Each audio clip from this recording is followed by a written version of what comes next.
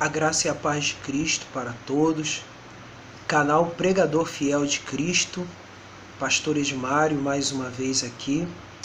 E continua assim com um convite para a leitura das Institutas de João Calvino. Continuando assim esse resumo do livro 2 das Institutas. E agora dessa vez é o capítulo 7. Baseando-me na versão resumida de J.P. Willis, estarei destacando algumas coisas importantes desse capítulo, sendo que toda a divisão dele, que me baseia em Cipriano de Valera, ela vai estar todinha na descrição. Aí você vai estar lendo e aí pode se orientar através dela quando você for ler as Institutas numa versão integral, seja qual for. Então, deixa eu aqui falar sobre o título desse capítulo, que é o seguinte: a lei foi dada a Israel não para que os israelitas descansassem nela, mas para fomentar neles a esperança da salvação por Cristo até que ele viesse. Então quer dizer, Calvino já tem como pressuposto nesse capítulo de que o verdadeiro entendimento do lugar da lei no Antigo Testamento já mostra o apontar para a promessa da vinda do Messias prometido, em todas as ocasiões, desde Abraão até o último profeta do nosso cânon, Malaquias.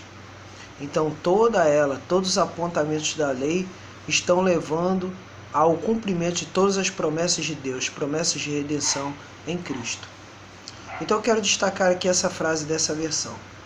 Daquilo que já dissemos, pode-se concluir que a lei não foi dada para desviar o povo escolhido da promessa de Cristo feita a Abraão, mas sim para conservá-lo vigilante, aguardando a vinda de Cristo, para despertar um desejo por ele e assim fortalecer a expectativa do povo de que a promessa não falhasse por causa da espera prolongada. Então quer dizer, a lei nunca foi inútil, antes ela foi uma preparação. Foi uma espécie de pedagogo, um ensinador para a chegada do Salvador. E aqui podemos destacar também, nesse mesmo capítulo, o seguinte. Aí eu já parto para esse resumo, já que essa questão do relacionamento lei e evangelho é muito interessante, porque aqui nesse livro das Institutas é que vai começar aquilo que é conhecido na teologia reformada pelos chamados 3 usos da lei. E aqui eu posso enunciar o seguinte a partir desse capítulo das Institutas, que o primeiro uso da lei é o seguinte, que a lei revela a justiça de Deus e assim convence o homem da sua injustiça e o condena por ela. Então quer dizer, a lei, dentro da perspectiva da teologia reformada, encontra seu lugar nesse sentido, de que para toda a humanidade a lei vai revelar ao ser humano o seu pecado, para que tenha o parâmetro correto sobre o que é a justiça de Deus. Segundo uso da lei é o seguinte: a lei serve para refrear pelo medo do castigo aqueles homens que não se preocupam com o certo e o errado, a não ser que sejam forçados a isso. Então isso significa o seguinte, que nem todos os seres humanos irão, na realidade, ter uma experiência de conversão e novo nascimento para compreender os propósitos de Deus. Então, justamente, a lei ela serve justamente para isso, como meio regulador de manutenção da ordem em toda a humanidade. Porque havendo essa manutenção da ordem através da lei como regulador, pode-se perceber que o ser humano estará mais apto a viver em sociedade. Daí a função da lei de Deus, que está assim escrita em cada coração do ser humano. Então aquele que não se volta para Cristo, aquele que não tem uma experiência de conversão, não tem uma obra de regeneração, uma obra de eleição, de um chamado eficaz nessa vida, então a única forma de refrear o pecado na vida dela é o quê? É o apresentar a lei e a lei ser cumprida.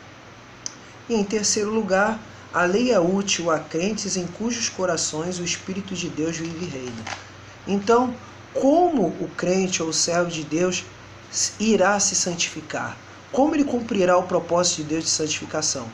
Conhecendo a lei, vivendo aquilo que a lei ensina o seu espírito principal, que é amar a Deus de todo o seu entendimento, de toda a sua alma, de todo o seu coração, e amar o seu próximo como a si mesmo.